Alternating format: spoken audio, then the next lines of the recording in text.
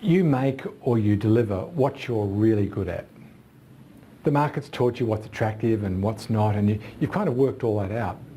So is now the time to gear up production and build lots and ship lots?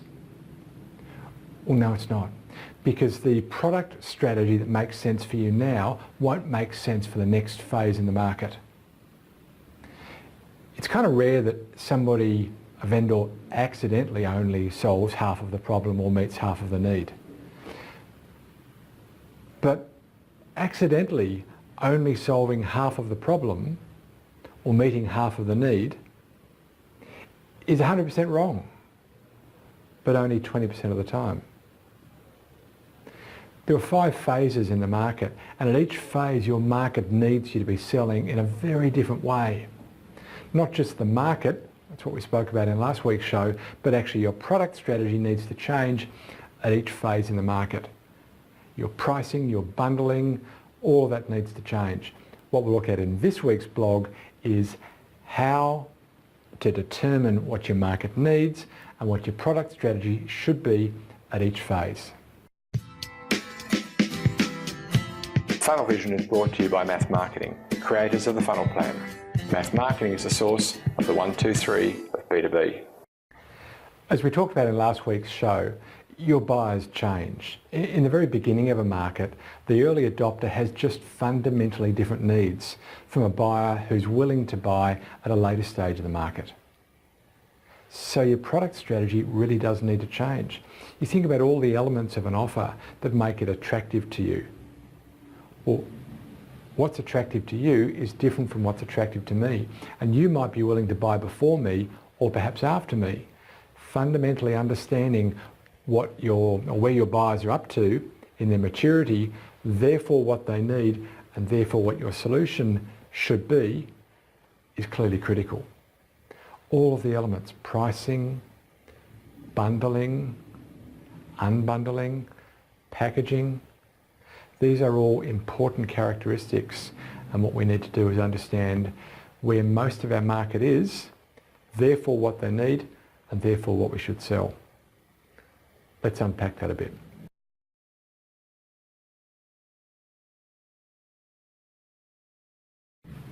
Think about the early adopter in any market. He or she is willing to take risk in order to get some advantage or some preferential return from the market. That's their habit, that's their mode. And that's okay, but therefore, what kind of solution do they want from you? Do they want it to be complete? Well, no, absolutely not. They want to collaborate with you. They want to shape the product. They want to be in on the act quite early. And so your product strategy should be for the early market to have an incomplete product and a lot of flexibility, including services wrapped around that product, so you can bend it to meet their unique needs.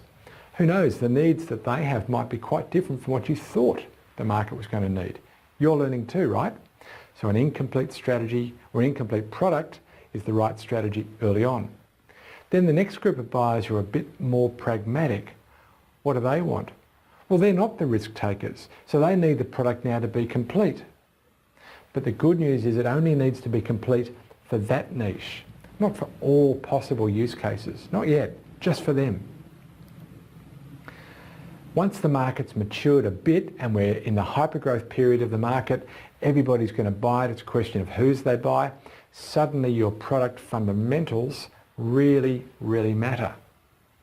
And so your product now needs to be complete, but for all possible use cases. It needs to just work out of the box. And then when the market really maxes out, it reaches its peak, it's a happy time, but the market is maturing and the buyer's quite savvy. And so they'll actually say, look, I love how you've bundled all this stuff together, but actually I don't want that. I don't want all those add-ons. I want to be able to buy this piece from you and that piece from this other guy and this other piece from somebody else. Because they're a savvy buyer now and they'll insist on those differences.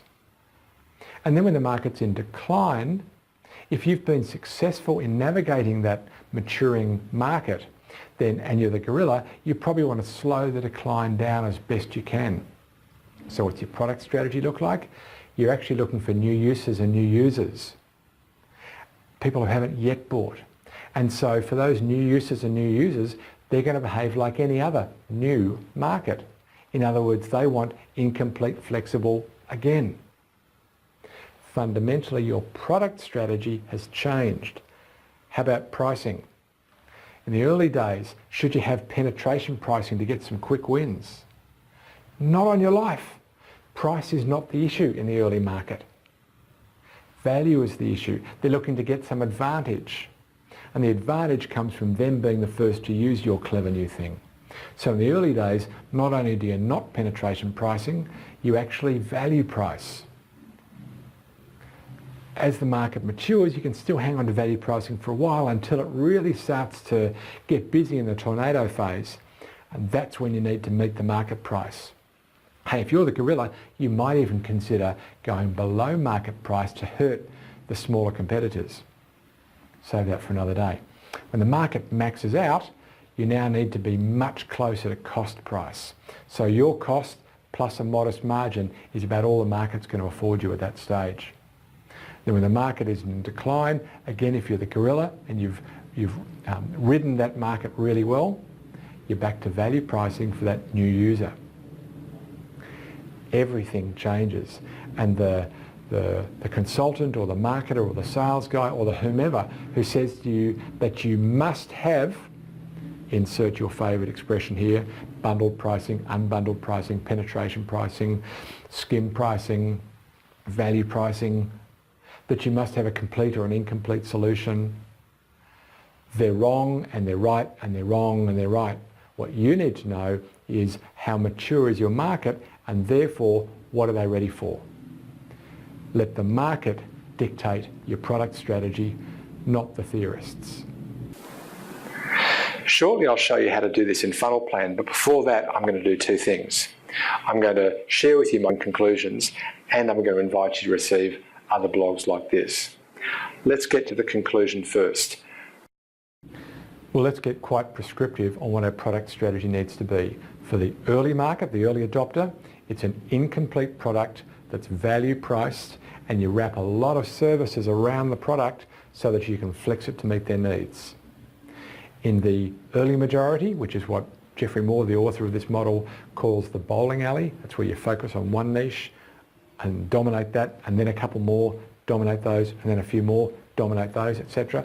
At that stage, you want a complete product, but just for the niche that you're serving. It's still value priced. In the tornado phase, demand is growing, you now need to meet the market price, and the product needs to be complete for everybody.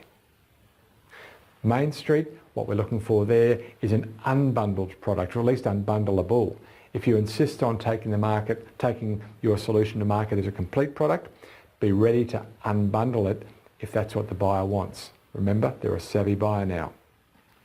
And finally, once we're in decline and we're trying to extend the market, then what we're looking for there is whatever that new market needs. Clue, it's a new market, so again we need incomplete, value priced, flexible, lots of services. And that's the winning product strategy. As the market matures, it changes. Well, if you enjoyed this blog, then likely you'll enjoy others. If you haven't already, can I invite you to subscribe to receive this blog? Go to mathmarketing.com/blog and either subscribe to the twice a week blog, or if you prefer, the once a month, which has a recap of all the key blogs from the month. Frankly, what most people do is subscribe to both, and you're welcome to do that. Now, if you prefer, you can also subscribe to the YouTube channel here and can consume these blogs in that way.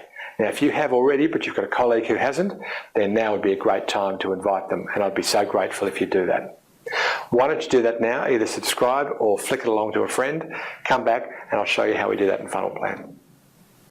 The Funnel Plan describes your objectives, the problem that you're solving for the market, your strategy, I'll come back to that, the velocity that you need your tactics to deliver, and then finally the tactics that you're going to use end to end to achieve that rate of velocity.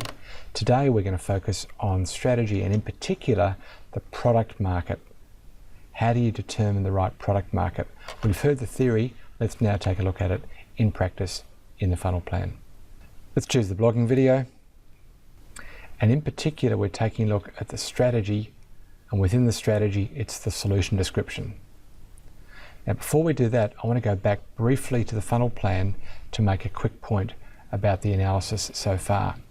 But I can actually show you in the software rather than on the funnel plan itself. If we take a look at the target market, we've got 3 target markets. 2 of them are in bowling alley, which is where the early pragmatists exist, and one of them, just 20% of the market, is the early market. So we clearly need a solution that's going to appeal to our main market, which is the bowling alley. So let's take a look at our product strategy solution, if you like, to make sure it matches that maturity. Now, our product strategy needs to be complete. Remember, the buyer who's in the early majority, or what Moore calls the bowling alley, is after proof. They need some comfort before they're willing to adopt, so the solution needs to be complete. So in this case, the solution is pretty complete. It begins with a benchmark, includes consulting to build the plan, training in best practice, then designing the solution, and then coaching to embed the change. For this particular vendor, it's a complete solution to solve the problem. Remember, it needs to be complete only for the niche that you've chosen. It doesn't need to be complete for all use cases yet because of the relative maturity. Whatever the case of your maturity, make sure that your solution description matches it. At any time when you're entering in you're determining and entering in your solution, you can check on the Help Center, hover over the affected area, and you're going to get some great descriptions of the Help Center and access to this video to help explain what your solution strategy should be. So there's always plenty of help there should you need it.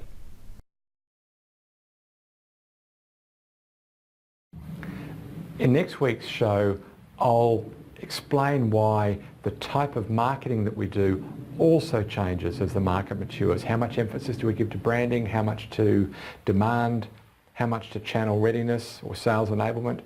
All of that changes as the market changes. And I'll show you that next week.